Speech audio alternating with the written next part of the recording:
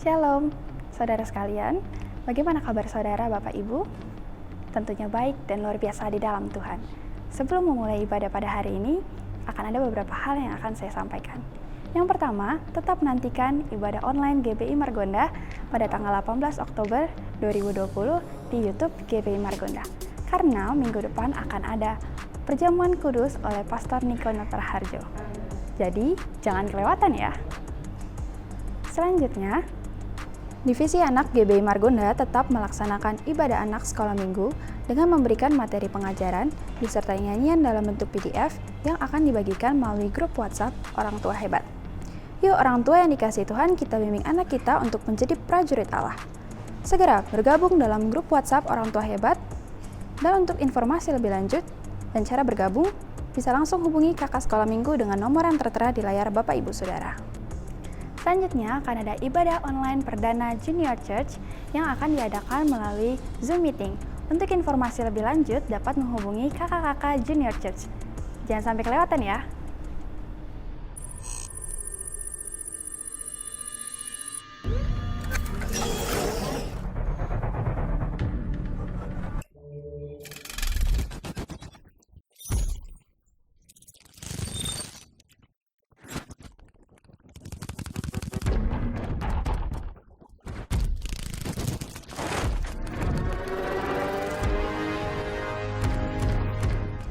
Selanjutnya, kepada Bapak Ibu Saudara yang sedang mengalami masalah, pergumulan, penyakit, atau ingin didoakan, dapat menghubungi call center GBI Margonda dengan cara mengirimi pesan WhatsApp dengan nomor yang ada di bawah ini.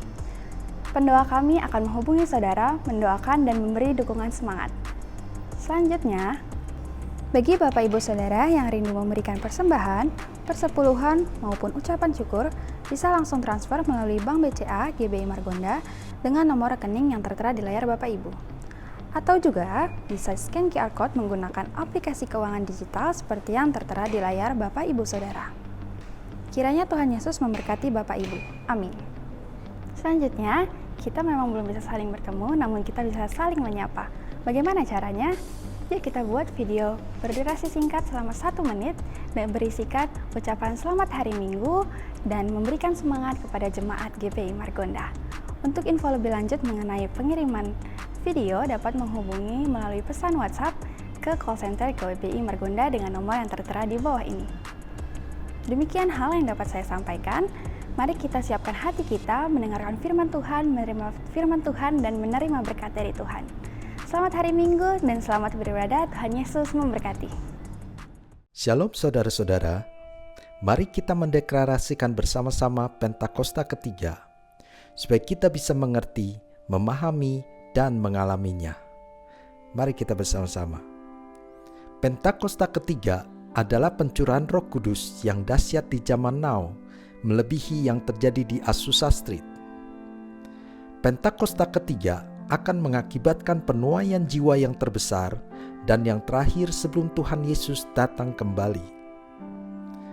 Pentakosta ketiga akan membangkitkan generasi Yeremia, yaitu anak-anak muda yang dipenuhi Roh Kudus, cinta mati-matian kepada Tuhan Yesus, tidak kompromi terhadap dosa, dan akan bergerak untuk memenangkan jiwa. Pentakosta ketiga lahir di Indonesia yang bergerak ke bangsa-bangsa. Gerakan ini dari timur ke barat dan akan kembali ke Yerusalem. Pentakosta ketiga akan memberikan kuasa untuk menyelesaikan amanat agung Tuhan Yesus, dan setelah itu Tuhan Yesus datang kembali.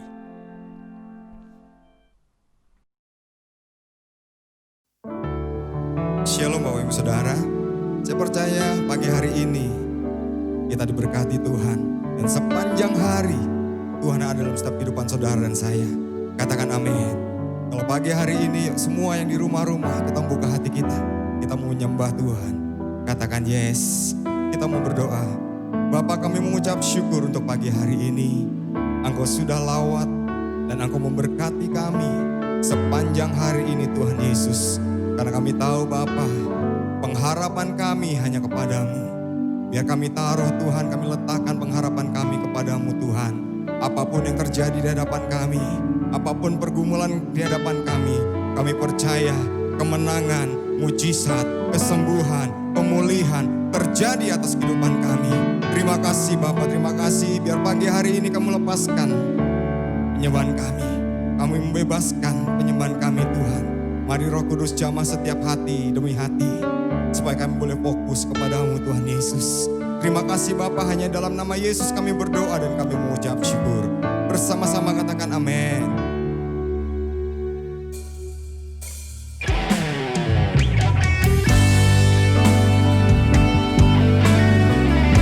Mari persiapkan hati kita pagi ini untuk kita boleh menyembah Tuhan kita Yesus. Karena pengharapan kami hanya kepadamu. Terima kasih Tuhan.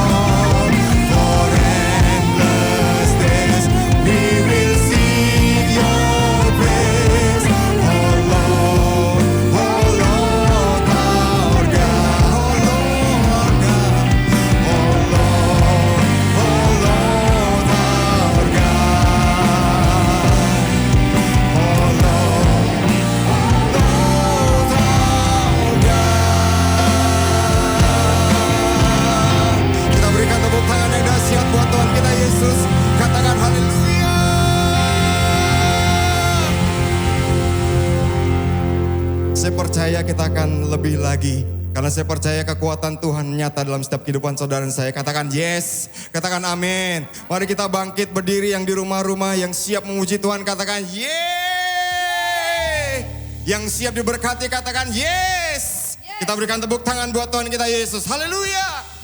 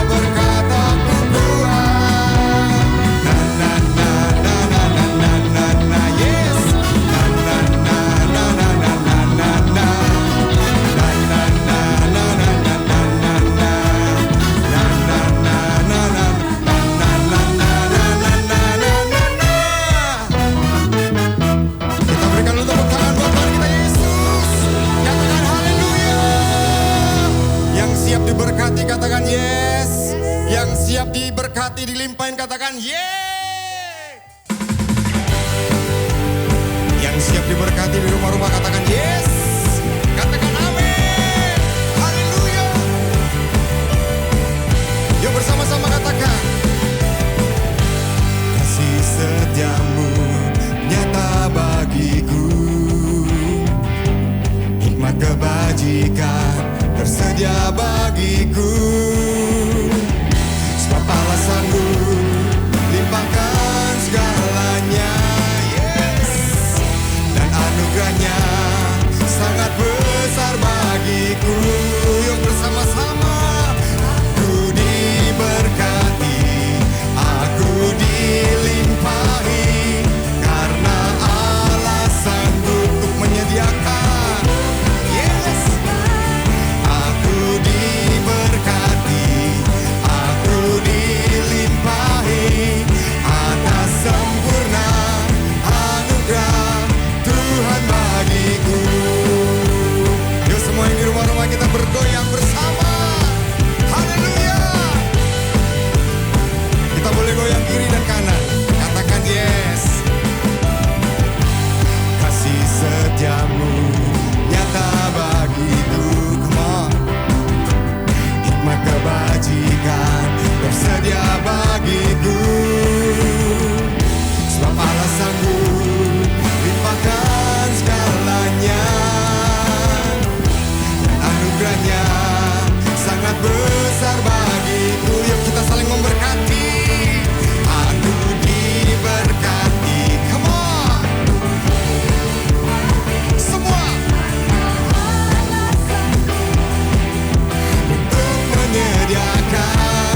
Aku diberkati, aku dilimpahi atas sempurna anugerah Tuhan bagiku. Haleluya. Dia yang sanggup menulis segala sesuatu dalam hidup saudara. Katakan yes. Coba lihat kiri kanan saudara di rumah. Katakan kau diberkati, aku diberkati. Katakan amin. Haleluya.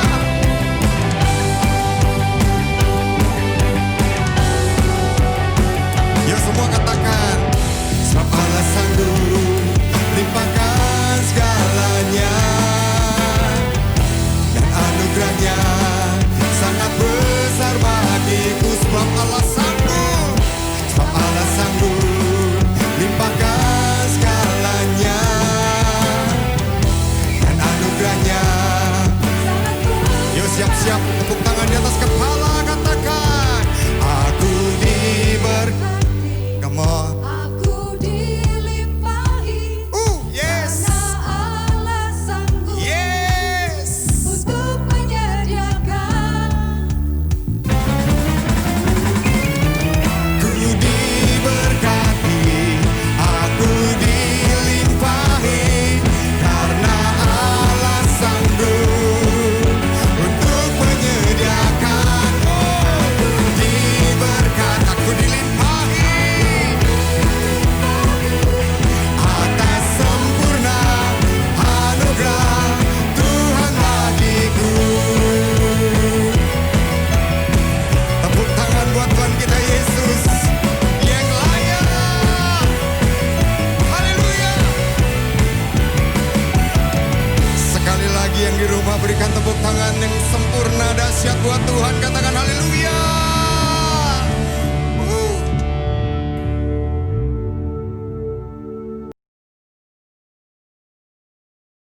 Shalom saudara, Tuhan Yesus dalam amanat agung meminta kita untuk memuridkan dan kita sendiri harus menjadi seorang murid. Namun banyak orang yang menganggap menjadi seorang murid itu susah dan tidak menyenangkan. Padahal sesungguhnya hal itu justru sangat berguna bagi kehidupan kita. Oleh karena itu, edisi Voice of Pentecost kali ini kita akan membahas jati diri seorang murid. Dalam bahasa aslinya, murid berarti seseorang yang belajar. Dalam Alkitab, memuridkan adalah cara untuk memperluas kerajaan Allah. Inilah yang Tuhan Yesus lakukan selama pelayanannya di bumi ini. Ia mengajar dan melatih murid-muridnya untuk pada akhirnya diutus menjadi saksi. Dalam kitab para rasul, kita menemukan bahwa para rasul melakukan hal yang sama dengan apa yang Tuhan Yesus lakukan. Sehingga jumlah murid semakin bertambah di seluruh dunia sampai sekarang. Tentunya, hal ini tidak berarti semua orang percaya harus menjadi guru atau pengkhotbah. Namun sebagai murid, kita harus menjadi saksi melalui seluruh aspek kehidupan kita. Sebuah penelitian yang dilakukan oleh Russell McCann dan Marcia Webb pada tahun 2012 menunjukkan bahwa orang yang rajin membaca dan merenungkan firman Tuhan cenderung lebih setia kepada Yesus dan kuat dalam menghadapi tantangan. Hal ini sesuai dengan firman Tuhan yang berkata bahwa iman timbul dari pendengaran akan firman Tuhan. Itulah sebabnya kita harus lebih banyak membaca dan merenungkan firman Tuhan, agar pola pikir dan iman kita lebih kuat dalam menghadapi tantangan dan pergumulan hidup kita. Selain itu, kita juga dihadapkan dengan bahaya pengajaran sesat. Pengajaran sesat merupakan pola serangan iblis sejak di Taman Eden hingga akhir zaman. Karena iblis adalah bapa pendusta dan metodenya adalah dengan tipu muslihat. Untuk menghadapi tipu muslihat iblis adalah dengan pedang roh, yaitu firman Tuhan. Namun ada orang-orang Kristen yang tidak terlalu suka dengan pengajaran karena dianggap sebagai sesuatu yang rumit dan membosankan. Akibatnya, ada orang Kristen yang menganggap pengalaman rohani lebih penting daripada pengajaran. Mari kita renungkan ilustrasi ini. Mana yang Anda pilih? Melihat laut dari tepi pantai atau melalui sebuah peta? Berada di tepi pantai dan melihat laut secara langsung tentu memiliki kesan yang menyenangkan dibandingkan saat kita melihatnya melalui sebuah kertas yang terasa membosankan. Pengalaman rohani sama seperti melihat laut secara langsung dari tepi pantai, pasti lebih menyenangkan. Namun dengan menggunakan peta, kita dapat menyeberangi lautan dan peta dibuat berdasarkan pengalaman banyak orang. Pengajaran sama seperti peta, sepertinya membosankan, tetapi pengajaran disusun oleh orang-orang yang sudah mengalami banyak pengalaman rohani. Dan pengajaran memberikan perspektif yang lebih luas dibandingkan pengalaman rohani kita secara pribadi. Jadi, pengalaman rohani dan pengajaran sama pentingnya. Asumsi lainnya adalah menganggap pengajaran sebagai sumber perpecahan gereja. Namun, tidak semua perpecahan adalah sesuatu yang buruk, terutama ketika berhadapan dengan pengajaran yang bertentangan dengan Alkitab. Albert Mohler menggunakan istilah theological triage, yaitu metode untuk menentukan tingkat kekritisan sebuah pengajaran. Tingkat pertama, yang paling kritis, yaitu pengajaran dasar yang mempengaruhi keselamatan seseorang, yaitu pengajaran mengenai Alkitab adalah firman Tuhan, ketritunggalan Allah, ketuhanan Yesus, karya penebusan, keselamatan karena kasih karunia melalui iman hanya kepada Yesus Kristus. Pada tingkatan ini, maka perbedaan pengajaran sekecil apapun tidak dapat ditoleransi, sehingga penolakan dan perpecahan dapat diterima, bahkan mungkin harus terjadi dan tidak dapat dihindari. Tingkat kedua adalah pengajaran yang tidak mempengaruhi keselamatan, namun berpotensi memisahkan gereja. Contohnya, pengajaran mengenai kepastian keselamatan, metode baptisan air, serta baptisan dan karunia Roh Kudus. Mungkin saja kita memiliki doktrin yang berbeda dengan gereja non-Pentakosta, namun kita tidak dapat mengatakan bahwa mereka tidak diselamatkan selama mereka percaya kepada Yesus Kristus sebagai Tuhan dan Juru Selamat. Tingkat ketiga, pengajaran yang berbeda namun tidak esensial untuk memisahkan gereja, seperti pengajaran mengenai urutan peristiwa Second Coming dan akhir zaman. Tanpa mengenali tingkat kekritisan pengajaran ini, maka kemungkinannya perbedaan pengajaran sekecil apapun dapat mengakibatkan perpecahan. Di sisi lain, terjadi kompromi yang berbahaya ketika pengajaran yang bertolak belakang diterima di dalam gereja. Lalu, apa langkah praktis yang harus kita lakukan untuk menjadi seorang murid yang sejati? Mulailah dengan membaca Alkitab setiap hari, mendengarkan khotbah dan pengajaran yang sehat dari gereja, serta mengikuti kelas-kelas pengajaran KOM di gereja kita. Ingat, seorang murid itu belajar. Belajar adalah sebuah usaha yang memerlukan ketekunan. Tuhan menegur bahkan mengutuk orang yang malas, baik yang malas bekerja maupun yang malas belajar. Marilah kita bertekun dalam pengajaran, dan Tuhan berjanji akan mempertajam telinga kita sebagai seorang murid. Maranatha, Tuhan Yesus memberkati.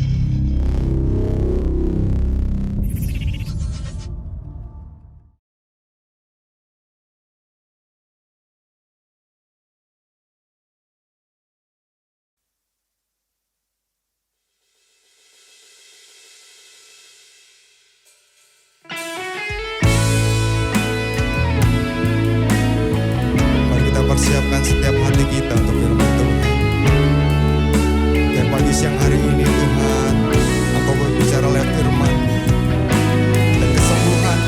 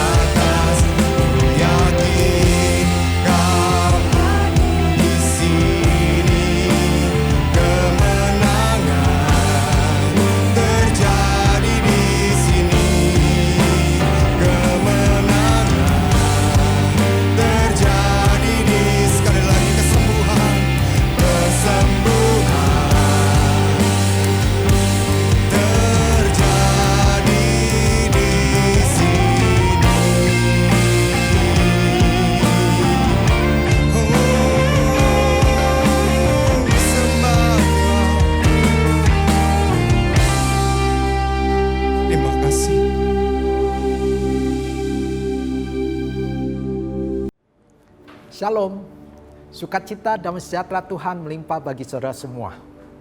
Kita ada di bulan Oktober dan tema kita di bulan Oktober ini adalah Return to Eden, kembali ke Eden, yang artinya kita kembali pada rancangan awal Allah menciptakan kita.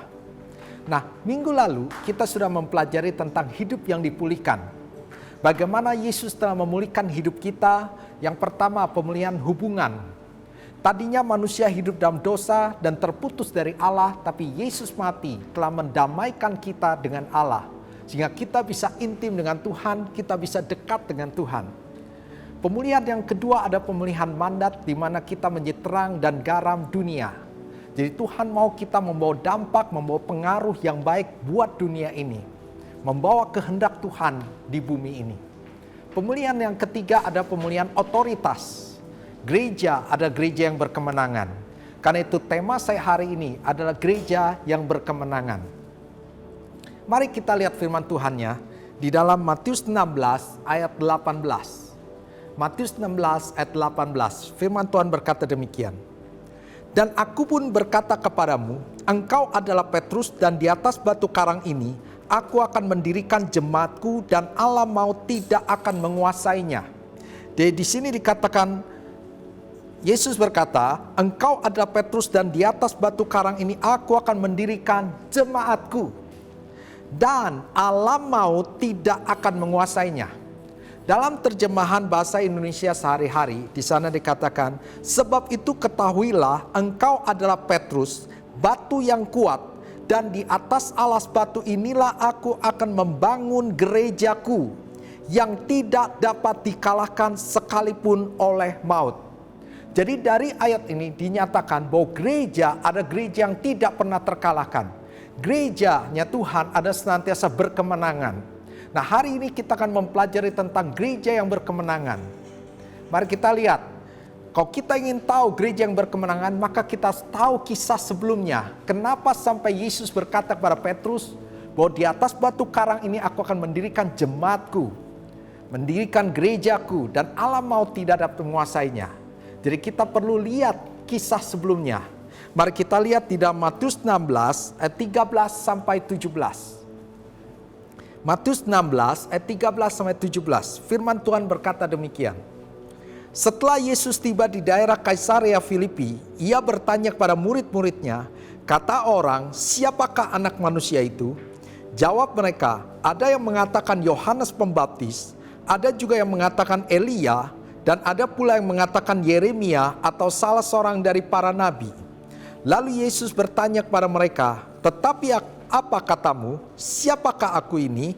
Maka jawab Simon Petrus, engkau adalah Mesias, anak Allah yang hidup. Kata Yesus kepadanya, berbahagialah engkau Simon bin Yunus, sebab bukan manusia yang menyatakan itu kepadamu, melainkan Bapa-Ku yang di sorga. Latar belakang Yesus menyatakan bahwa akan mendirikan jemaatnya adalah di Kaisarea Filipi. Dan Yesus bertanya pada murid-muridnya, menurut orang, siapakah anak manusia itu? Dan murid-muridnya berkata, oh ada orang menyebut engkau ada Yohanes Pembaptis, Elia, Yeremia, atau nabi yang lain. Lalu Yesus bertanya, kalau menurut kalian siapakah anak manusia? Maka Petrus menjawab, engkau anak Allah, engkau Mesias, anak Allah yang hidup. Jadi Petrus bisa menjawab dengan benar. Lalu Tuhan katakan, berbahagialah engkau Simon bin Yunus. Bukan manusia yang menyatakan, tetapi Bapa-Ku di sorga. Jadi Petrus bisa menjawab secara tepat karena ada pernyataan dari Bapa di sorga. Lewat pernyataan itulah Petrus mulai menyatakan bahwa Yesus adalah Mesias, anak Allah yang hidup. Karena Petrus mengenal Yesus sebagai Mesias, anak Allah yang hidup, maka Yesus berjanji, di atas batu karang ini aku akan mendirikan jemaatku, mendirikan gerejaku yang tidak mungkin terkalahkan. Jadi kalau Anda renungkan ini, supaya kita menjadi gereja yang berkemenangan, maka kita harus mendapat pernyataan-pernyataan daripada Tuhan. Petrus dapat pernyataan dari Bapa di sorga, mengenal siapa sesungguhnya Yesus, sehingga dia bisa mendirikan gereja yang berkemenangan. Maka kalau kita ingin menjadi gereja yang berkemenangan, kita harus dapat pernyataan-pernyataan daripada Tuhan. Nah, hari ini saya akan bagikan saudara semua pernyataan Tuhan yang menunjukkan gereja yang berkemenangan. Supaya kita semua kembali pada rancangan awal yang semula, yaitu gereja yang berkemenangan, pribadi yang berkemenangan. Mari kita lihat, yang pertama, kita adalah gereja. Kita adalah gereja. 1 Korintus 3 ayat 16. Firman Tuhan katakan, tidak tahukah kamu bahwa kamu adalah bait Allah dan bahwa Roh Allah diam di dalam kamu? Banyak orang berkata gereja itu adalah gedung. Tidak salah, gereja adalah gedung. Karena memang orang berkata, oh itu ada gedung gereja. Denominasi ini, denominasi itu. Tapi kok Alkitab berkata, gereja bukan sekedar gedung. Tetapi gereja ada diri kita. Karena 1 Korintus 3 ayat 16 tadi dikatakan, tidak tahukah kamu bahwa kamu adalah bait Allah, rumah Allah, dan bahwa Roh Allah diam di dalam kamu. Kita ada bait Allah, rumahnya Allah, karena Roh Allah diam di dalam kita. Karena Roh Allah diam dalam diri kita, maka kitalah bait Allah, kitalah gereja.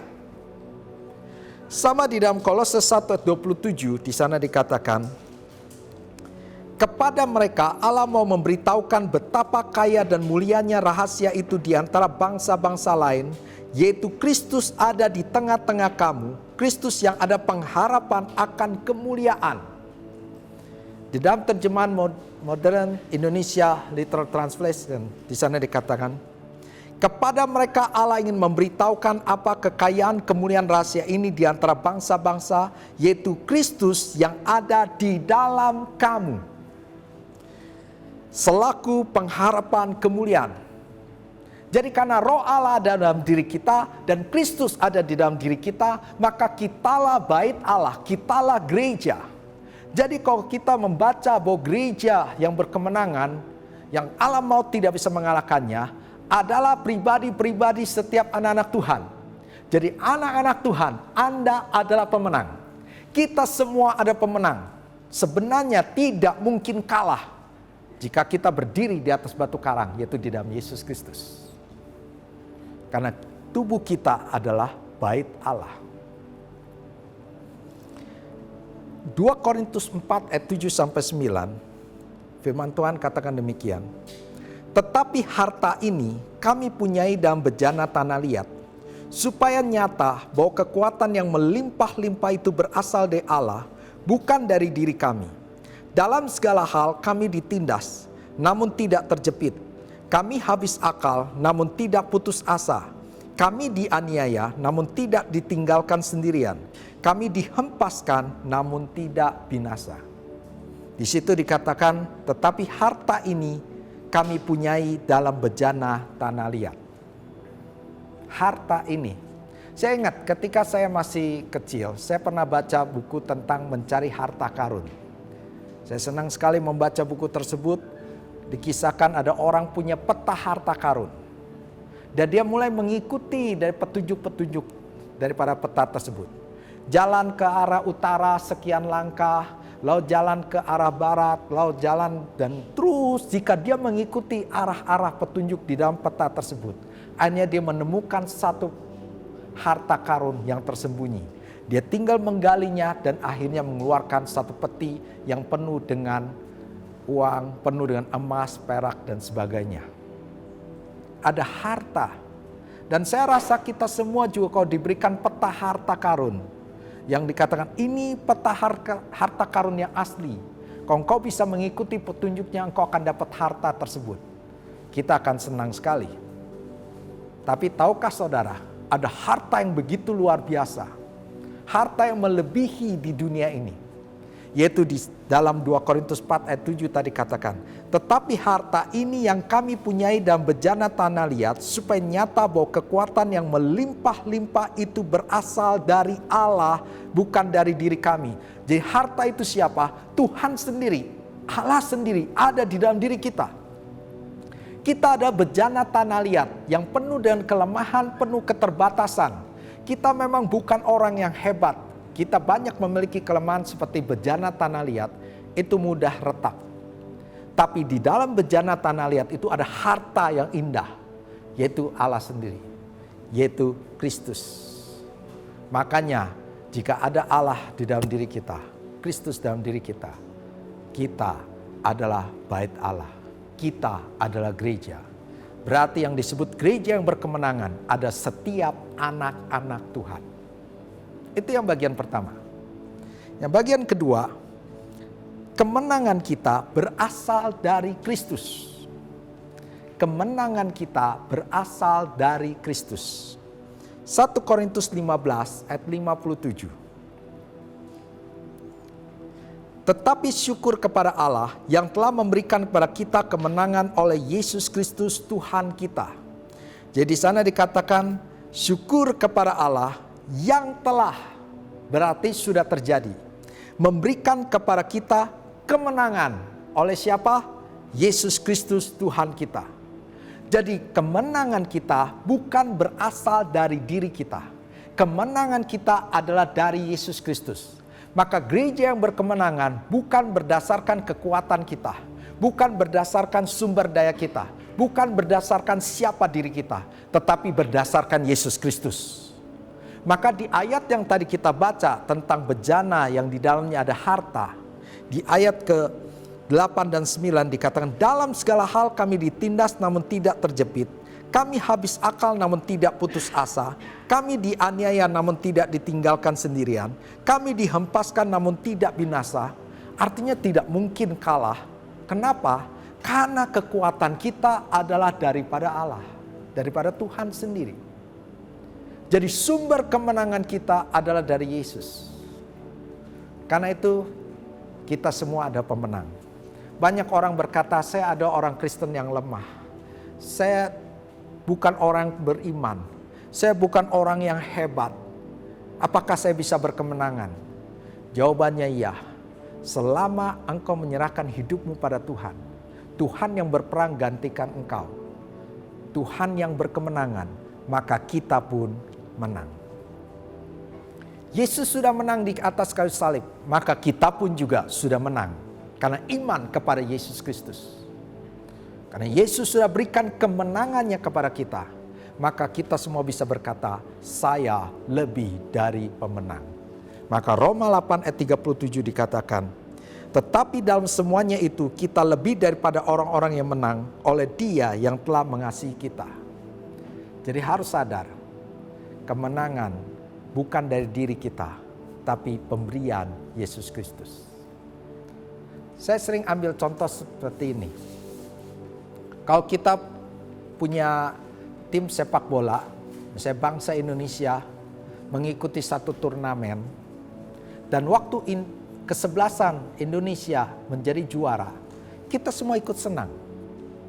Kita akan bersorak-sorai dan kita akan berkata, kita menang, kita menang. Padahal yang bertanding hanya 11 orang di lapangan. Kita hanya menonton.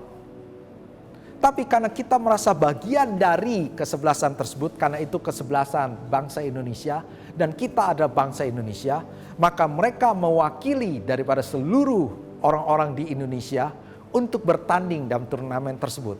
Dan waktu mereka menang, maka kemenangan itu ada untuk bangsa Indonesia. Dan kita walaupun tidak ikut bertanding, kita akan berkata, kita menang. Sama, peperangan telah dimenangkan oleh Yesus Kristus. Dan sekarang kita sebagai anak-anaknya, kita juga telah menang. Jadi Anda punya keyakinanlah bahwa kita tidak mungkin kalah. Karena kemenangan kita berasal dari Yesus. Yang ketiga, yang terakhir. Segala kuasa ada di kaki kita. Segala kuasa ada di kaki kita. Efesus 1 ayat 19-23. Dan betapa hebat kuasanya bagi kita yang percaya sesuai dengan kekuatan kuasanya, yang dikerjakannya di dalam Kristus dengan membangkitkan Dia dari antara orang mati, dan mendudukkan Dia di sebelah kanannya di sorga, jauh lebih tinggi daripada segala pemerintah dan penguasa dan kekuasaan dan kerajaan dan tiap-tiap nama yang dapat disebut, bukan hanya di dunia ini saja, melainkan juga di dunia yang akan datang. Dan segala sesuatu telah diletakkannya di bawah kaki Kristus, dan dia telah diberikannya kepada jemaat sebagai kepala dari segala yang ada. Jemaat yang adalah tubuhnya, yaitu kepenuhan dia yang memenuhi semua dan segala sesuatu. Saudara perhatikan ayat ini. Dan betapa hebat kuasanya bagi kita yang percaya sesuai dengan kekuatan kuasanya. Kalau kita percaya kepada Yesus berarti betapa hebat kuasanya bagi kita. Ada kuasa yang dahsyat di dalam diri kita. Ayat 20, yang dikerjakannya di dalam Kristus dan membangkitkan dia dari antara orang mati dan mendudukkan dia di sebelah kanannya di surga. Yang kuasa yang membangkitkan Yesus itu sekarang ada di dalam diri kita. Jauh lebih tinggi daripada segala pemerintah dan penguasa dan kekuasaan dan kerajaan dan tiap-tiap nama yang dapat disebut. Perhatikan, tiap-tiap nama yang dapat disebut. Anda bisa menyebutkan nama penyakit, nama kelemahan, nama masalah, nama pergumulan, nama segala sesuatu pun. Di sana dikatakan bahwa kuasa Yesus jauh lebih tinggi daripada kuasa tersebut. Dan bukan hanya di dunia ini saja, melainkan juga di dunia yang akan datang. Artinya kuasa Yesus bukan hanya untuk hari ini, tapi juga berkuasa untuk esok, lusa, bahkan sampai selama-lamanya. Kuasa itulah yang ada dalam diri kita. Dan yang dahsyat di sana dikatakan, dan segala sesuatu telah diletakkannya di bawah kaki Kristus, dan dia telah diberikannya kepada jemaat sebagai kepala dari segala yang ada. Jemaat yang adalah tubuhnya, yaitu kepenuhan dia yang memenuhi semua dan segala sesuatu. Jadi segala sesuatu telah diletakkan di bawah kaki Kristus. Kaki Kristus adalah kita semua. Karena Kristus ada kepala, kita ada tubuh Kristus. Kaki ada pada tubuh. Maka segala kuasa ada di bawah kaki kita. Jadi gereja yang berkemenangan adalah kita semua. Kemenangan kita bukan berasal dari diri kita, tetapi dari Yesus Kristus. Dan kuasa yang ada dalam diri kita ada kuasa yang begitu dahsyat. Yang melebihi segala sesuatu yang ada di dunia ini. Dan kuasa itu ada pada kita. Sehingga Yesus sudah menaklukkan segala sesuatunya di bawah kaki Yesus. Berarti segala kuasa sudah di bawah kaki kita. Apa yang Anda alami hari-hari ini? Pergumulan, masalah keluarga, penyakit, dan sebagainya. Percayalah, Anda sudah menang. Kita sudah menang. Inilah rancangan awal yang Tuhan ciptakan bagi manusia. Hidup dalam kemenangan. Hidup dalam kemenangan bukan berarti tidak ada masalah. Tapi ketika ada masalah, tetap ujung-ujungnya kita menang. Jadi kalau kembali ke Eden, return to Eden, artinya mulai sekarang kita hidup dalam kemenangan. 3 hal ini harus Anda ingat. Bahwa kitalah gereja yang berkemenangan tersebut. Karena kita ada bait Allah, roh Allah ada dalam diri kita. Kemenangan kita berasal daripada Tuhan, bukan bergantung diri kita. Bukan dari kehebatan kita. Dan kuasa yang menyertai kita ada kuasa yang dahsyat. Yaitu kuasa Roh Kudus. Hari-hari ini ada hari-hari Pentakosta ketiga. Rindukan kuasa tersebut di dalam diri kita. Untuk menggenapi amanat agung. Supaya setiap lutut bertelut, setiap lidah mengaku Yesus adalah Tuhan. Nah, saya mau akhiri dengan sebuah kisah daripada seorang hamba Tuhan bernama Kenneth Hagin. Saya membaca bukunya dan dikisahkan ketika dia sedang berkhotbah. Lalu di depannya itu ada seorang wanita yang sakit lumpuh dan duduk di kursi roda. Selesai berkhotbah, lalu Kenneth Hagin mendekati daripada wanita tersebut. Dibukalah Alkitab. Di sana dibuka 1 Petrus pasal 2 ayat 24. Lalu dia taruh di pangkuan daripada ibu tersebut.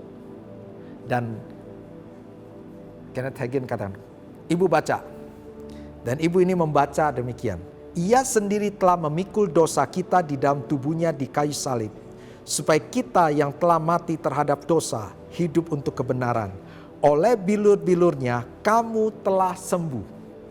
Setelah wanita ini membaca, lalu Kenneth Hagin katakan, ibu baca di sana, di bagian terakhir itu past tense atau present tense. Jadi memang itu dalam bahasa Inggris, waktu lampau atau waktu sekarang. Dan di sana dikatakan oleh bilur-bilurnya kamu telah sembuh. Berarti itu ada past tense, masa lampau. Kalau masa lampau sudah sembuh, artinya sekarang tinggal terima sembuh. Waktu wanita ini membaca, dia kata, oh ya, ternyata saya sebenarnya sudah sembuh. Saya percaya saya sudah sembuh. Oleh biru-biru Yesus saya sudah sembuh. Dia begitu sukacita dan dia berkata, saya sembuh, saya sembuh. Dan dia tiba-tiba bangkit berdiri, mujizat terjadi. Saudara, kemenangan sudah diberikan bagi kita. Bagian kita adalah percaya. Bagian kita ada terima otoritas tersebut. Percayalah, dirimu ada bait Allah, dirimu ada gereja. Karena engkau memiliki Roh Kudus di dalam diri kita. Percayalah, kemenangan sudah diberikan bagi kita. Percayalah, ada kuasa yang dahsyat dalam diri kita. Maka segala sesuatu ada di bawah kaki kita. Hiduplah sebagai gereja berkemenangan. Saya berdoa buat jemaat GB Margonda. Mulai hari ini, Anda senantiasa hidup berkemenangan. Sesuai dan rancangan awal Tuhan menciptakan manusia. Hidup penuh otoritas. Maka Anda pun hari-hari ini bisa hidup penuh dengan otoritas daripada Tuhan. Tuhan memberkati. Mari kita berdoa. Bapa di surga, kami ucap syukur terima kasih buat firman-Mu. Kami percaya rancangan-Mu yang begitu indah hari-hari ini sedang Kau pulihkan. Kami dipulihkan dari hubungan dekat dengan Engkau. Kami dipulihkan dan mandat kami menjadi berkat, menjadi terang. Dan terutama hari ini kami belajar, kami menerima kembali otoritas yang pernah terhilang. Kami adalah gereja yang berkemenangan dan Allah mau tidak bisa mengalahkan kami. Karena kemenangan yang kami miliki ada berasal daripada-Mu. Dan kami percaya ada kuasa yang dahsyat itu ada dalam diri kita. Itu yang memampukan kami menaklukkan segala masalah, menaklukkan segala kuasa kegelapan, menaklukkan segala sesuatu di bawah kaki kami. Dan kami akan berjalan dari kemenangan demi kemenangan. Dari satu kemuliaan kepada kemuliaan yang lain. Terima kasih Tuhan, berkati setiap jemaat-Mu ini yang sedang mengikuti ibadah ini. Kau berkati berlimpah-limpah, jadikanlah mereka pemenang. Apapun yang mereka hadapi, biarlah mereka hidup dalam terobosan-terobosan bersama Engkau. Mereka berkemenangan. Terima kasih Tuhan, terpujilah nama-Mu. Di dalam nama Yesus, kami mengucap syukur dan berdoa. Haleluya. Amin. Saudara, hari ini adalah minggu kedua. Karena itu saya juga akan mendoakan saudara yang berulang tahun di bulan Oktober. Di depan ini ada data-data. Jika nama Anda tidak terdapat dalam data tersebut, Anda bisa menghubunginya ke call center supaya kami bisa memperbaiki data kami yang ada. Dan kita akan berdoa buat yang berulang tahun di bulan Oktober ini. Mari. Yang ulang tahun di bulan Oktober silakan angkat tangan, saya akan berdoa. Bapa di surga, hamba bersyukur berterima kasih buat kebaikan kemurahan yang Kau berikan bagi saudara-saudara kami yang berulang tahun di bulan Oktober ini. Engkau memberkati mereka berlimpah-limpah, kesehatan, kekuatan, pelindungan, dan umur yang panjang ada pada mereka. Apa saja yang mereka kerjakan semuanya berhasil dan beruntung. Jadikan mereka kepala bukan ekor, jadikan mereka naik bukannya turun. Dan semua rancangan-Mu sempurna terjadi dalam kehidupan mereka. Tidak ada satu firman pun yang gugur dalam kehidupan mereka. Semuanya diberkati oleh Engkau. Terima kasih Tuhan, terpujilah nama-Mu. Di dalam nama Yesus kami ucap syukur dan berdoa. Haleluya. Amin. Saya ucapkan selamat ulang tahun buat saudara semua yang berulang tahun di bulan Oktober. Kiranya berkat Tuhan berlimpah-limpah, panjang umur, sehat selalu, damai sejahtera, sukacita Tuhan melimpah bagi saudara semua. Terima kasih dan mari kita angkat tangan untuk terima doa berkat. Berkat yang berlimpah-limpah, sukacita, damai sejahtera, kesehatan, kekuatan dari Allah Bapa di dalam kasih sayang Yesus Kristus, serta persekutuan penghiburan pertolongan dari Roh Kudus menyertai saudara semua mulai hari ini sampai kedatangan Tuhan kedua kalinya menjemput kita di awan-awan permai bahkan sampai selama-lamanya. Mari percaya kita katakan amin. Tuhan memberkati.